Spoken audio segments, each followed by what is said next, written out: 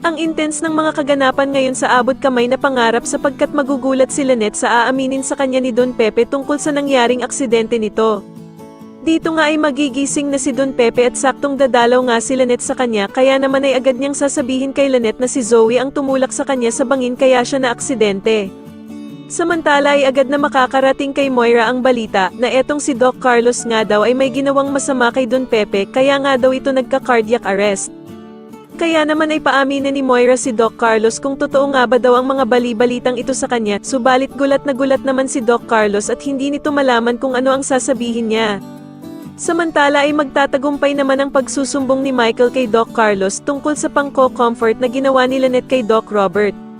Kaya naman ay magagalit si Doc Carlos at agad nga nitong kakausapin si Lynette at sasabihin niya nga dito na hindi naman daw niya kailangan pumunta araw-araw sa prayer vigil dahil sa hindi naman daw siya nito kadugo. Dagdag pa nga ni Doc Carlos na mas maiintindihan pa nga daw niya kung si Annalyn ang palaging pupunta doon dahil sa kadugo naman daw niya si Don Pepe. Wala namang magagawa si Lynette kundi ang sumunod na lamang sa mga gusto ni Doc Carlos para hindi na lamang sila mag-away na dalawa.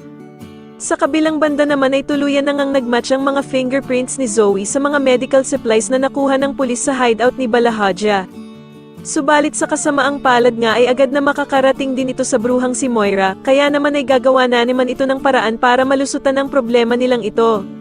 Sa tingin nyo dito na nga kaya lumabas ang mga tinatagong sikreto nila Moira at Zoe pati na din ang kasabuat nilang si Doc Carlos, mas lalo na nga talagang nagiging exciting ang mga susunod na kaganapan kaya naman ay mas lalo pa nating abangan ang mas lalong gumigandang abot kamay na pangarap. Maraming salamat po sa inyong panonood at sana po ay masubscribe nyo ako. Maraming salamat po.